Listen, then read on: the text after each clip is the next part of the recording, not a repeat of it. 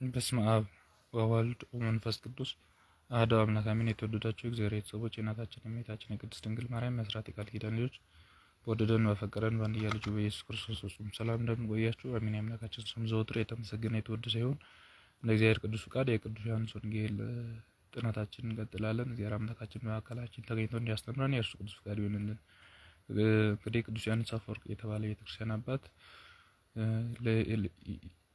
መጽሐፍ የሚያነብ ሰው የሚያስተምር ሰው መጀመሪያ ጸሐፊውን ይወቅ ይላል። ስለዚህ ቅዱስ ዮሐንስ ማን ነው የሚለውን መነሻ በማድረግ እንነጋገራለን። ቅዱስ ዮሐንስ በወንጌሉ ላይ የራሱን ስም አልጻፈም። ስሙ ዮሐንስ ወልደ ዘብዴዎስ ወይም የዘብዴዎስ ልጅ በሚል በተለያዩ መጻሕፍት ላይ የተጻፈ ነው። ዮሐንስ የሚሉ ስሞች በመጽሐፍ ቅዱስ በአራቱ ቦታ ነው የተጠቀሱት። ማርቆስ ዮሐንስ ይባላል። የሐዋርያት ሥራ ምዕራፍ 12 ቅዱስ ዮሐንስ መጥምቅ ወይም የካህኑ ዘካርያስ ልጅ ቅዱስ ገብርኤል ባበሰረ ጊዜ የተወለደው ዮሐንስ ይባላል። ሶስት ሆነ ማለት ነው። አንደኛው ደግሞ ከኃጥአን ወገን ነው እና በመጽሐፍ ቅዱስ እነዚህ ሶስቱ ዮሐንሶች ተገልጸዋል። ከዛ መካከል ወንጌሉን የጻፈው በሐዲስ ኪዳን ካሉ ከ35 መጻሕፍት ሶስቱን መጽሐፍ የጻፈው ቅዱስ ዮሐንስ ነው ማለት ነው። ከአምስቱ መጻሕፍት አንደኛው ወንጌሉ ነው። ከአራት ወንጌላት አንዱ ነው። ከዛ ራእይ ዮሐንስ የሚባል እጅግ ጥልቅ መጽሐፍ ቅዱስ ዮሐንስ ጽፎልናል። ከዛ ሶስት መልእክታትን ጽፎልናል ማለት ነው እና በአጠቃላይ ቅዱስ ዮሐንስ በአዲስ ኪዳን ካሉ ከ35 መጻሕፍት አምስቱን በመጻፍ ቅዱስ ጳውሎስን ተከትሎ ሁለተኛ ይሆናል ማለት ነው። ብዙ መጻሕፍትን በመጻፍ እና ቅዱስ ዮሐንስ ወንጌሉ ላይ ራሱን አልጻፈም። ግን ዮሐንስ ወንጌል ምዕራፍ 35 ላይ ሰምተው ከዮሐንስ ዘንድ ክርስቶስን ከተከተሉት ዘንድ ከሁለቱ አንዱ እንድርያስ ነበር ይላል።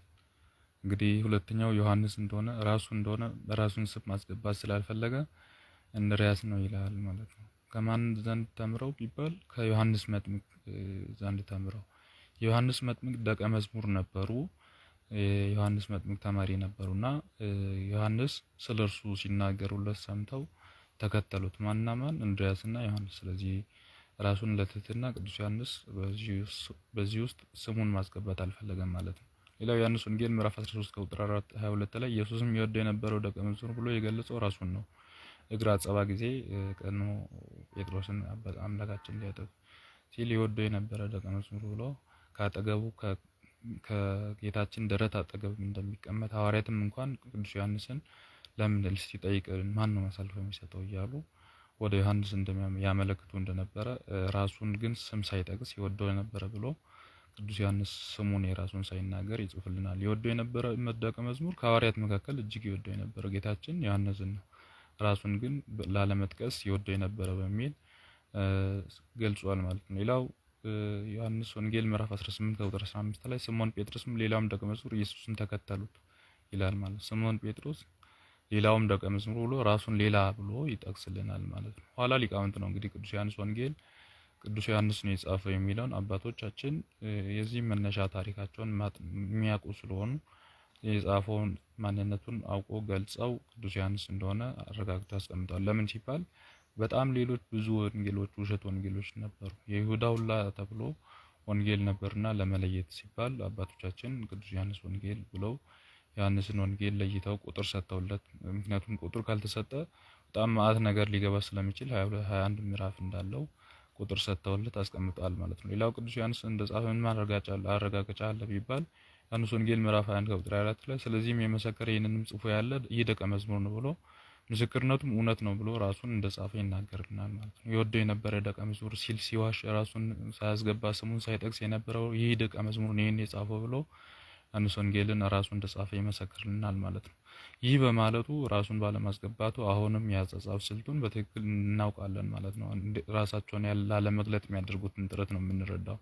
ሌላው ቅዱሳን እኔ ነኝ ብሎ ያውቁም። ሌላው ተጨማሪው ነገር ቅዱስ ጳውሎስ እስከ 3ኛው ሰማይ ድረስ ተነጥቆ ነበር፣ ግን ያ ሰው እስከ 3ኛው ሰማይ ድረስ ተነጠቀ ብሎ ያ ሰው ብሎ ራሱን አርቆ ነው የሚናገረው። ሌላ አረጋዊ መንፈሳዊ የተባለ አባት አንድ አባት እንደናገረኝ ብሎ ለወንድማቸው ሲጽፉ ራሳቸው የተመለከቱን ራእይ አንድ አባት ብለው ገልጿል ማለት ነው። ስለዚህ በዚህ መነሻነት ቅዱሳን ራሳቸውን ደብቀው ይናገራሉ። ለራሳቸውን ክብር ለመናገር አይፈልጉም። ይገርማቸዋል። ከደብረ ታቦር ተራራ ላይ የነበረውን ሚስጥር የተመለከቱት መካከል ዮሐንስ አለ። ግን የደብረ ታቦርን ታሪክ አልጻፈም። ለምን ሲባል ራሳቸውን የመደበቅ እኛ እያለን እንደዚህ ተለውጦ እያለ የራሳቸውን ክብር ለመናገር ስለማይፈልጉ ማለት ነው። ሌላው ቅዱስ ያዕቆብ ጴጥሮስና ቅዱስ ዮሐንስ ጓደኛሞች ናቸው።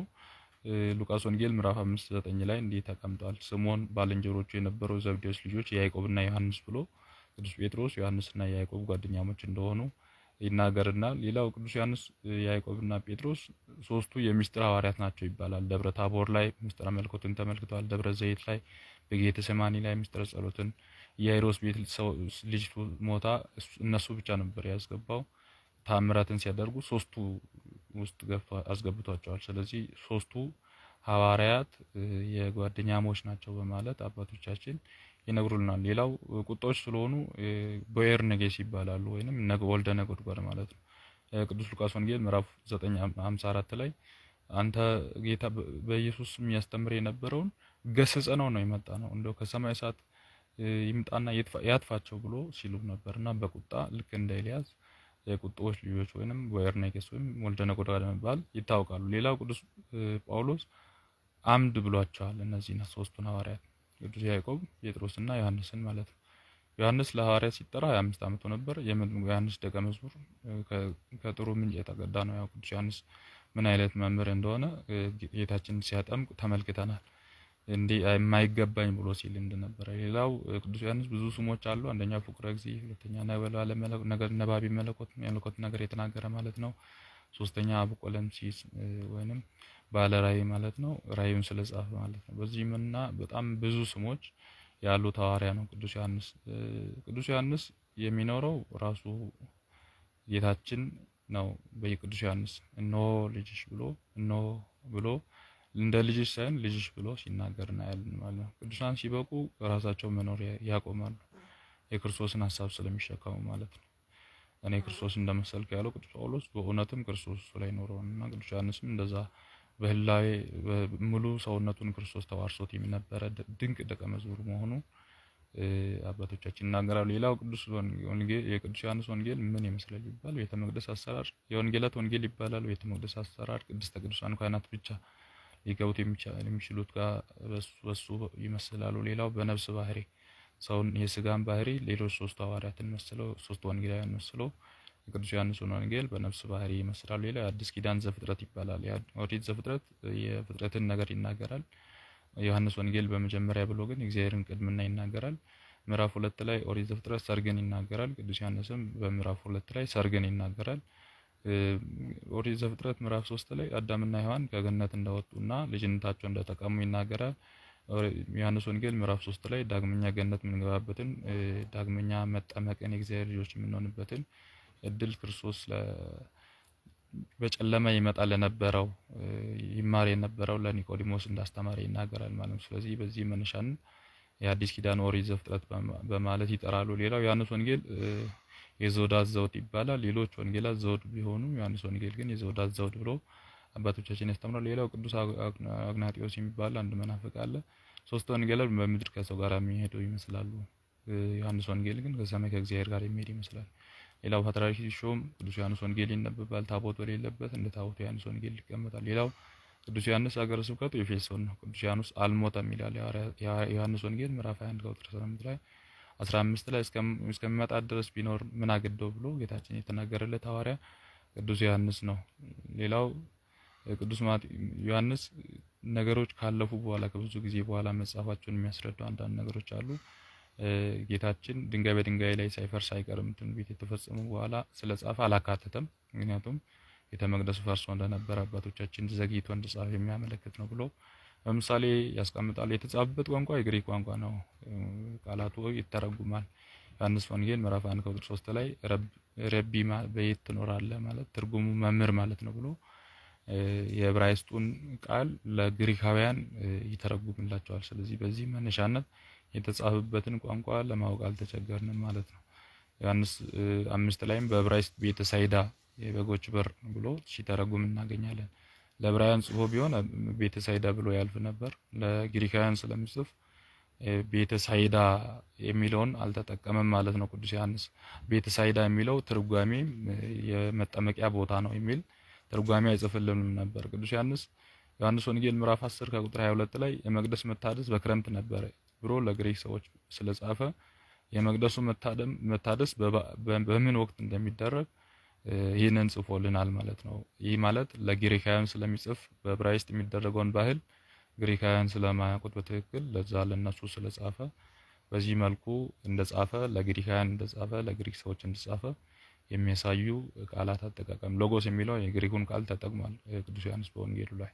ስለዚህ በእነዚህ መነሻነት ቅዱስ ዮሐንስ ወንጌል በግሪክ ላሉ ሰዎች የተጻፈ ወይም በግሪክ ቋንቋ የተጻፈ መሆኑን እንረዳለን። ሌላው መገለጫ ባህሪያ አንደኛ ጥልቅ የሆነ ነገረ መለኮትን ይዟል ቅዱስ ዮሐንስ ወንጌል ጥልቅ የሆነ ነገር ይዟል። አንደኛ የወልድን ቅድምና ይዟል። አብና ወልድ የተለያየ አካል እንደሆነ ስለ አንድያ ልጅነቱ ስለ ፈጣሪነቱ ዮሐንስ ወንጌል ምዕራፍ 1 እስከ 18። ሌላው የሐዋርያቱን መመረጥ ቅዱስ ዮሐንስ ጽፏል። ግን እኔ መረጥኳችሁ እንጂ እናንተ አልመረጣችሁም በሚል ብቻ ዮሐንስ ወንጌል ምዕራፍ 15 ቁጥር 16 ላይ ብቻ ባለችው አንድ ጥቅስ እንጂ ዝርዝሩ አልጻፈም። ምክንያቱም ሌሎች ወንጌላውያን እንደጻፉ ስላየ ማለት ነው በመንፈስ ቅዱስ ስለተረዳ። ሌላው ዮሐንስ መጥምቅ መታሰሩን እንደማያውቅ ጽፏል።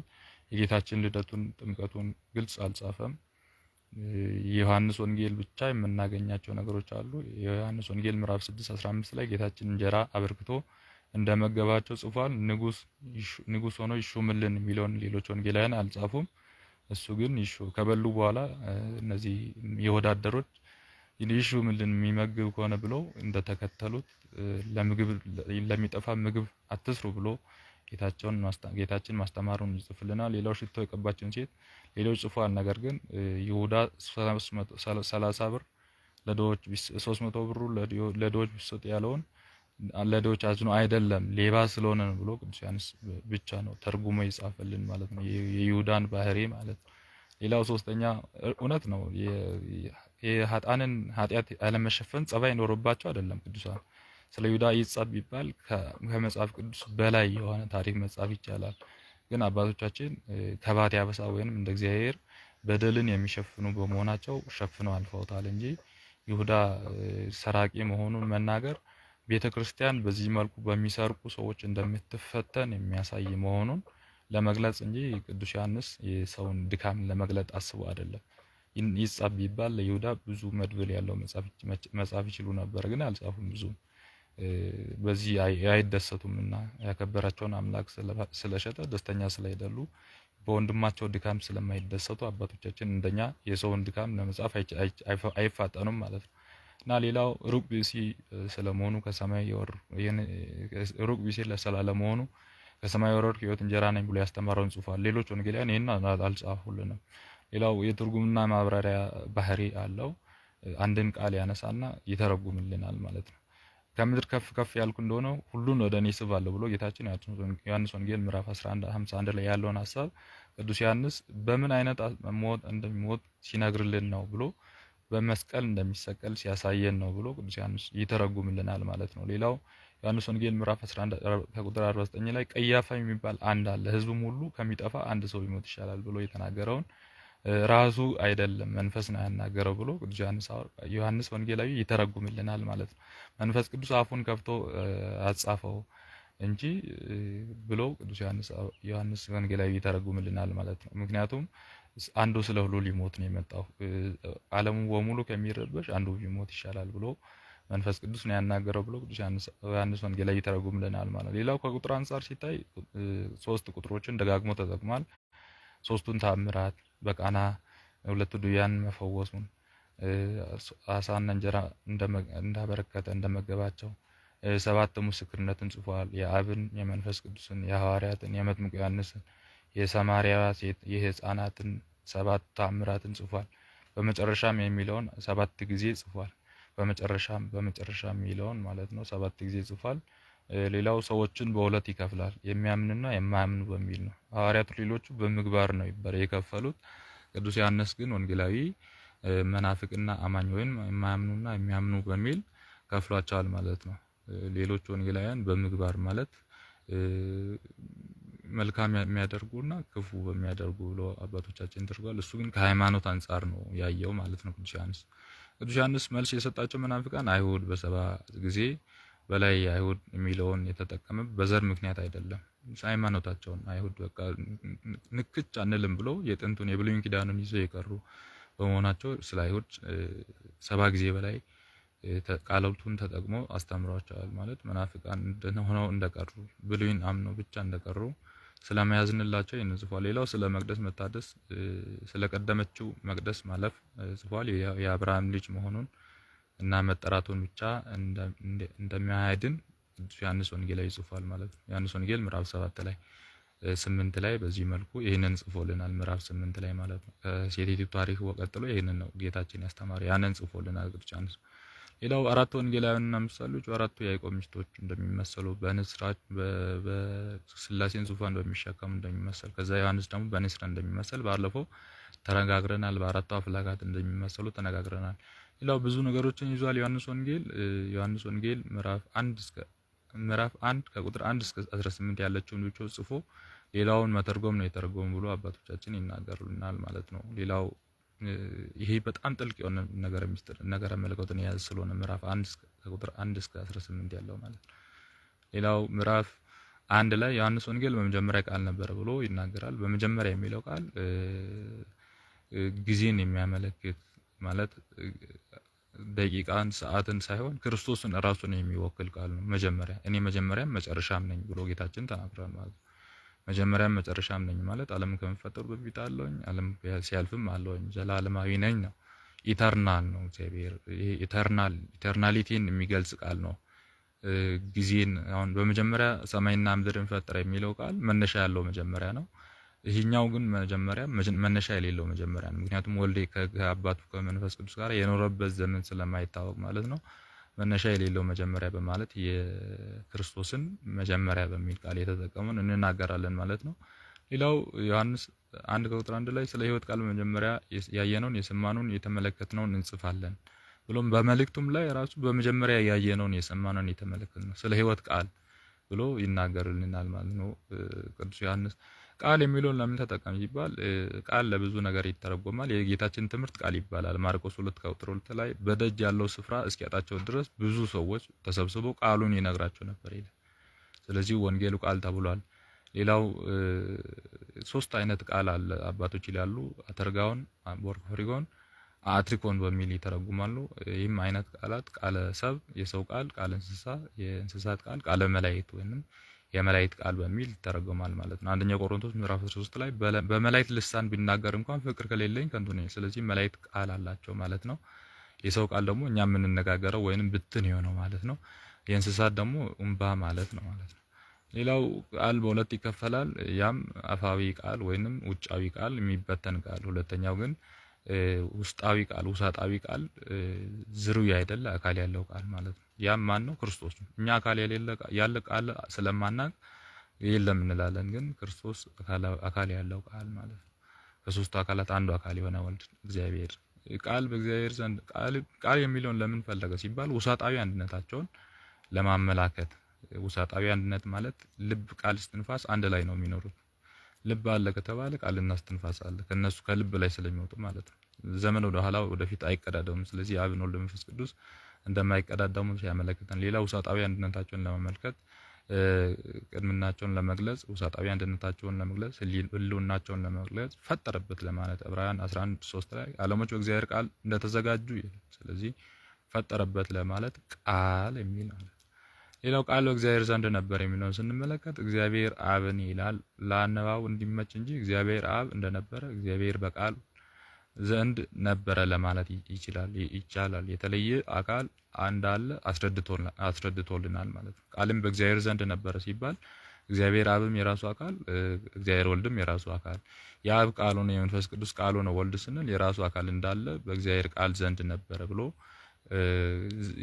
አካል የሌለው ዝም ብሎ ቃል እንዳይደለ አብ ብቻ አንድ አካል ብቻ ብሎ ለሚያምኑ መናፍቃን መልስ ለመስጠት አምላካችን በዚህ መልኩ ዮሐንስ ወንጌሉን በዚህ መልኩ ጽፎልን። ሌላው ቃልም በእግዚአብሔር ዘንድ ነበረ ብሎ ቃል የተባለው ከእግዚአብሔር ዘንድ ያለ ነው እንጂ ዝም ብሎ አየር ላይ ያለ አይደለም በሚል ይናገርልናል። ቃልም እግዚአብሔር ነበረ ብሎ ይህም በእግዚአብሔር ዘንድ ነበረ ብሎ ሶስት ጊዜ እግዚአብሔር እግዚአብሔር ብሎ ማለት ሶስት አካላት እንዳሉ የሚያመለክት የሚያስረዳ ነው ማለት ነው። በዚህ መልኩ በመጀመሪያ ቃል ነበር፣ ቃልም በእግዚአብሔር ዘንድ ነበር፣ ቃልም እግዚአብሔር ነበረ ብሎ ዮሐንስ ወንጌሉ ላይ ይናገራል ማለት ነው።